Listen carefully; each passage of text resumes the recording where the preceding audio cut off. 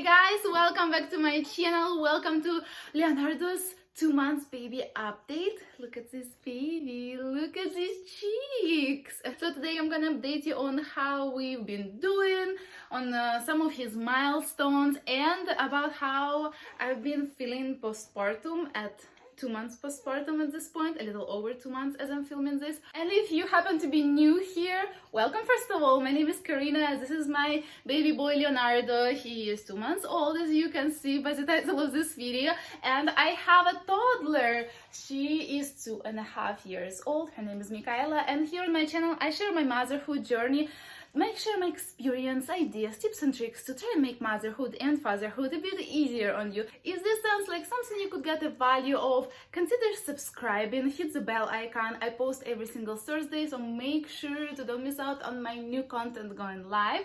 And now we're gonna talk about this baby and me postpartum. Oh, don't touch my hair, please.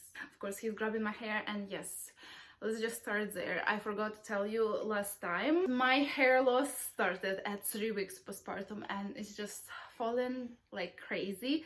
And of course, him grabbing it does not help at all. But anyways, let me tell you that this baby is healthy and happy, and he's just a dream. There are times, you know, hard days, but overall he has been doing great. And as of now, he's no longer a newborn, which is a little sad but also exciting. And if you can't tell, he's quite big. So at his 2 months appointment, which was just like the next day after he turned 2 months, he was 14 pounds. And I really feel like I'm holding like a 5 months baby or so, but this is so cute. This is so cute that you're so chunky. I get more spots to kiss, and these cheeks are just so adorable. Look at him holding his head. He's so curious about everything in this room. Oh my god, he's so much more alert, so much more awake, as you can tell. His skin is much better. So what happened last time, I told you that he had baby acne, and yes, he did, but turned out that he had eczema, and he still does. This is something that's apparently does not go away very quickly. So we started applying some creams that doctor recommended, but also they told us that we should apply some baby lotion. Which, do you use baby lotion? Because I heard that recent studies show that babies shouldn't be using lotions because it clogs their pores. So I'm kind of on and off with lotion. I don't have a clear opinion about it. I need to do a little more research. So tell me please, what do you do if your babies have dry skin, or if they do have some eczema like he did? But that cream did clear a lot of it out, and I don't use it constantly, only if I see that it comes back a little bit. But also I wanted to update you on his eye situation, the clogged tear duct. So the first eye is totally good, but the other eye started doing the same thing, and it still does it. We don't do any ointment, we don't apply any of that ointment that our doctor gave us, because the skin around it started getting red. And since the other eye got good on its own, I just do some massages here and there. Should be better about it, but I think it's improving. His eye is improving. So this is about his face. And another thing about his face, he's smiling now and talking. I just talk to him loudly and make faces, come close to him, smile, and he loves it. Don't you love it? Hi. Oh my god, you're so big, and I love it, and I love it. So another thing I forgot to tell you about in the video about his 1 month development, he started to roll over from his stomach to his back. So my first child, Michaela, did not master that skill until like 4 months old. He has been rolling from his stomach to his back from 2.5 weeks.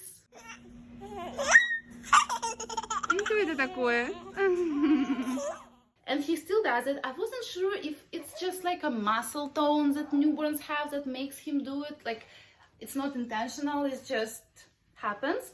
But he keeps doing it. About tummy time, he's doing so good. He's holding he's had great. He loves tummy time. I say that because I compare him to my experience with my daughter. She did not like tummy time at all. This guy cannot stay there for a long time, but he definitely lasts a few minutes, and his time on his tummy increases, and his head is doing so much better, neck control and everything, and he's so curious, he's following the objects, and especially he follows me and his sister. Something else I wanted to mention is that he takes a bottle. We gave him a bottle maybe like 3 times total in the last months or so. He takes it with no problem. But he does not like pacifiers. I think he likes them less and less every day. He doesn't really calm down with them. He does not want to hold it in his mouth.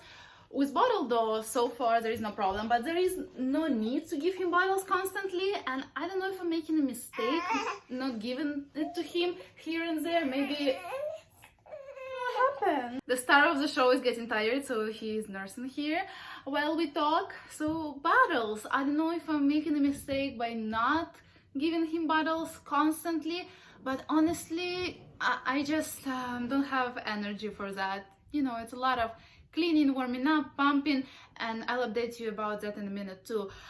So he's not getting bottles constantly. I don't know if that's gonna be a mistake from my part and eventually he will refuse it. We'll never know, but honestly I just I have a lot on my plate right now, so it's just another thing that I can't deal with, and I don't prioritize, because so far luckily I will be able to stay with him home. Hopefully, we'll see, that's the plan so far. So probably we won't have a huge need to have him take a bottle. Anyways, another thing I wanted to mention, I do give him the vitamin D supplement. I have 2 videos about it on my channel. One is a very sad experience with one of the brands of infant vitamin D. I will leave that video up here and in the description below. What happened to Michaela, I did not want to happen to him, and I made sure to give him a good vitamin D with minimum other ingredients. I have a video about how to pick a good vitamin D, and I give you a few good options in my opinion. I will leave that video down below as well.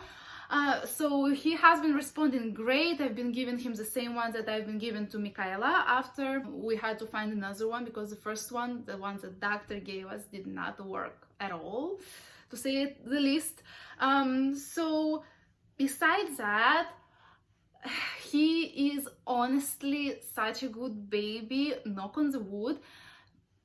There are hard times, and sometimes he does not want to sleep at night, and for the most part he's constantly nursing at night, and I'm not sleeping very well, and I'm not sleeping in very good positions, and my body is hurting. But it's better than not sleeping at all if I would have to be getting up to feed him every time and put him back in his bed. So we keep bed sharing, it works for us. The other thing is that our toddler does not want to sleep through the night, but that's a different story. So nobody gets a good sleep here currently, and we're trying to do something about it, but we just don't have the energy to try and don't let her in our bed and try to make sure she sleeps only in her room. So I'll update you on that when something changes, but right now it's a chaos, honestly, for the most part. Some nights she sleeps through the night, but some nights she cries a lot, and we try to put her back to sleep, but in the end of the night or like in the early morning she ends up in our bed. So that's what's going on. But he does not seek all of my attention. He honestly can hang in his swing, in his bouncer for like an hour sometimes, especially if I'm able to like rock him with my feet and do dishes at the same time, for example. He is able to watch Michaela dance around him, and it entertains him a lot. So really, this is the first thing I'm seeing, the benefit of having 2 kids. The first one can already entertain the second one, so it kind of helps. But really, with Michaela, I don't remember that happening. She requires so much of my attention. Again, maybe I was the first-time mom and I did not know how to handle it well. But right now, I think I said it in the previous update, if he's crying, most probably he wants to sleep, eat, or change his diaper. there is really no other reasons for him to cry. Sometimes I cannot figure it out, maybe, but for the most part, it's just so good, especially comparing to my first experience. And now I'm just so lucky to have an easier baby because I have a toddler around that requires a lot of my attention. But she also has been much better. She adjusted really well in the last few weeks. She does not slam the door anymore.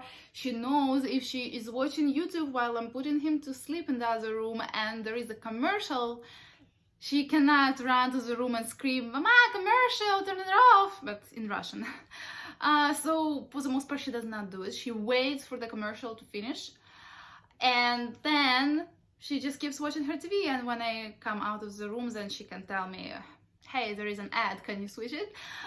So those little things, they improved so much, and I'm so proud of her.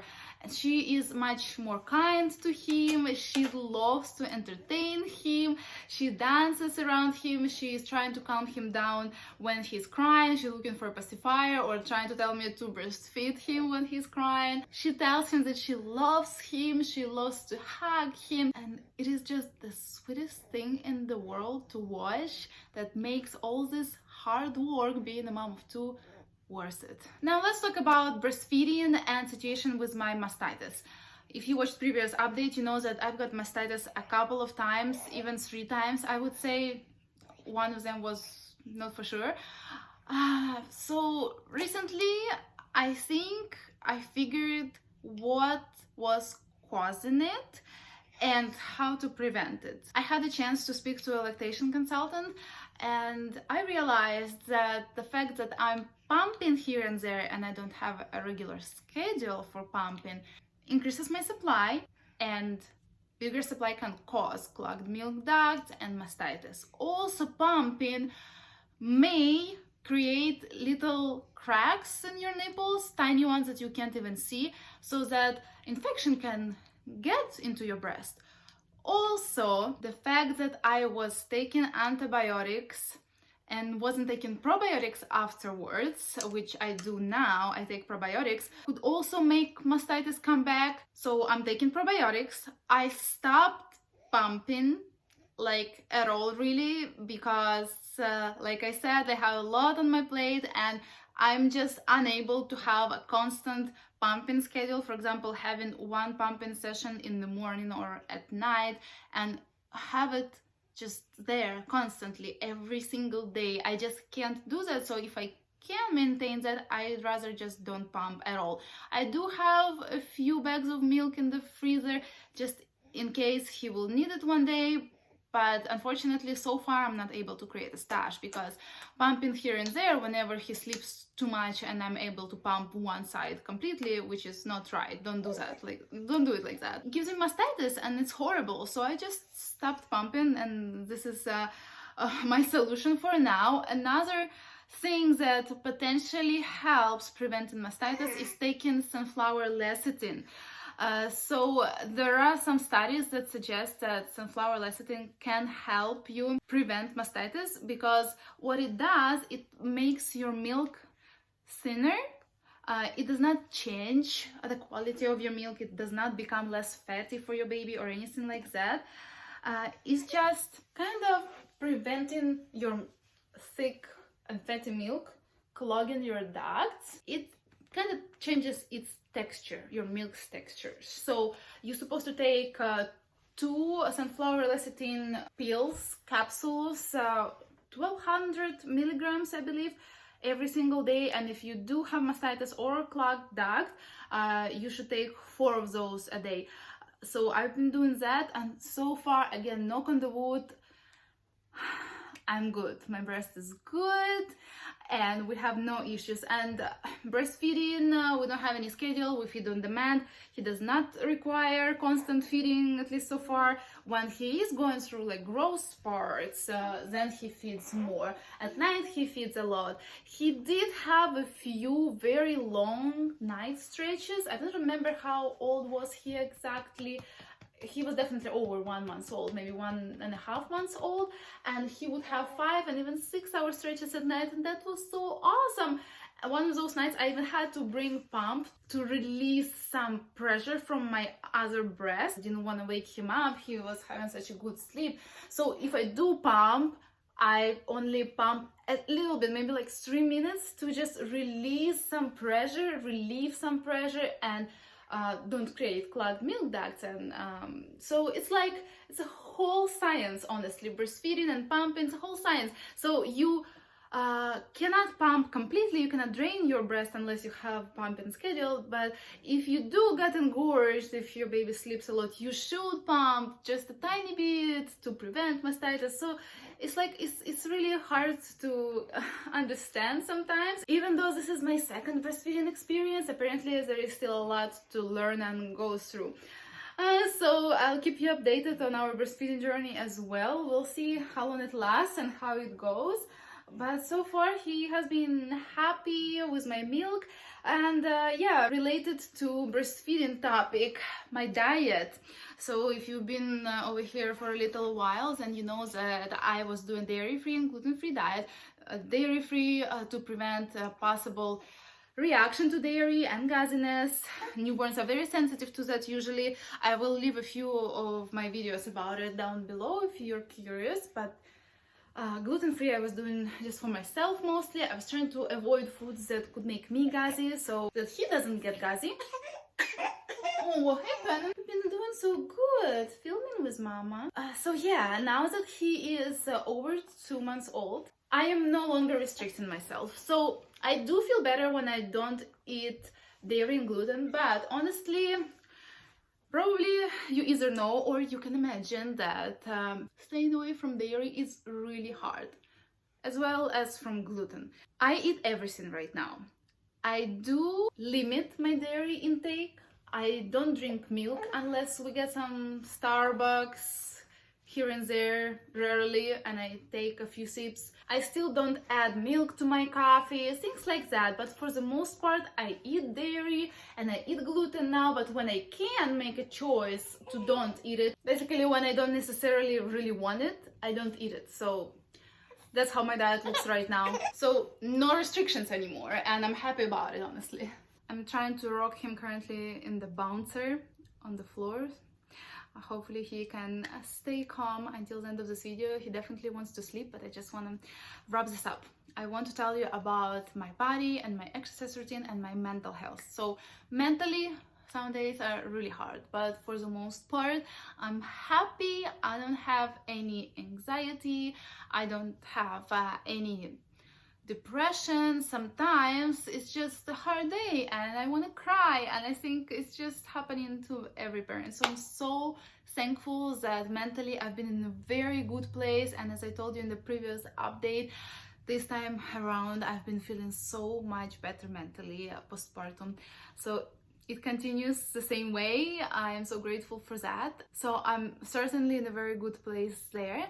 And physically I feel good, but I do feel heavy sometimes because I eat a lot. I eat here and there. I eat late at night.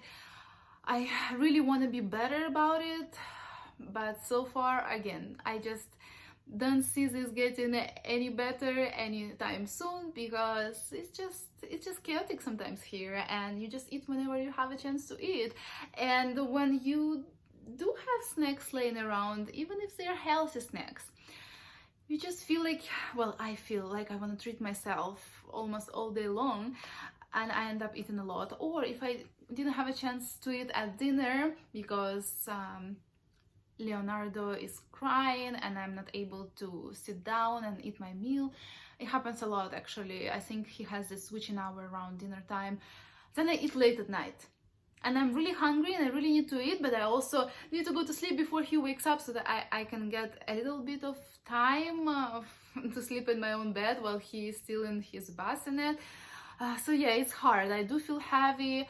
I do feel hungry because I'm breastfeeding at night, and in the morning I feel hungry and heavy because I ate late. So I'll try to get better, but it's really hard. And Therefore, my weight is not reducing. It's not terrible. I did not gain a lot during my pregnancy. If you've been around, you saw my pregnancy updates, you saw my huge belly, but my body pretty much stayed the same. My belly postpartum, it stopped changing so rapidly. And since I haven't been doing any consistent exercise, it's really not that great. But what I really want to come back to, maybe if I cannot improve my eating too much, maybe I should come back to exercise. I should work on that better, because it really makes a huge difference. Even a little bit of exercise makes a huge difference. And also mentally, it gives you that idea that you're working on yourself and your body, and it's gonna improve. Because, you know, I guess we're all a little self-conscious postpartum about our bodies, especially this early on, only 2 months postpartum. So another reason why I was not able to come back to consistent exercise, because there was like a week or two when I was exercising consistently, like 4 weeks postpartum I started and I loved it, but I couldn't keep up because I would have mastitis here and there, and when you do have mastitis you have fever and body aches and you feel really bad. Many nights I just don't get enough sleep, so I don't have that energy. Sometimes I barely getting through the day without snapping at my toddler. Honestly, it's really hard sometimes. So exercise, it's like, do I spend this energy playing with my toddler, or do I spend that energy exercising? Sometimes it's just hard. Then I also caught a cold or maybe some virus or whatever it was. I was sick again. It was not mastitis. So something happened to me, and because I was taking antibiotics, my immune system is weak, and because I'm not sleeping well at night, my immune system is weak. So it's so many things that don't let me exercise. But like I told you, this is the one thing that I really want to get better at. Not just for weight loss, because like I said, I eat so much, I probably won't lose weight anytime soon. I really don't remember when I was able to control my food intake with Michaela, because I look back at pictures of me like 5 months postpartum. Oh my god, I'm so skinny. Yes, my stomach is in not the best shape yet, but in general I was skinny, and I honestly just don't remember how much I was eating and how much I was snacking. Another thing is coffee. Like I said, I need that energy, and sometimes I drink a little much coffee, too many cups of coffee. I don't even want to mention how many, you girls. So I think this is all I wanted to tell you about today. This is all I wanted to chat about. If you have any other questions, leave them for me in the comments below. I would love to chat with you guys. Again, let me know about the bottle situation. Did your baby refuse a bottle because you did not give it to him or her consistently? Let me know about the baby lotion. Do you use baby lotion? What do you think about it? And if you like this video, make sure to give it thumbs up, subscribe to my channel if you're new, hit the bell icon, and I want to wish you to have happy and healthy babies, and I'll see you next week. Bye.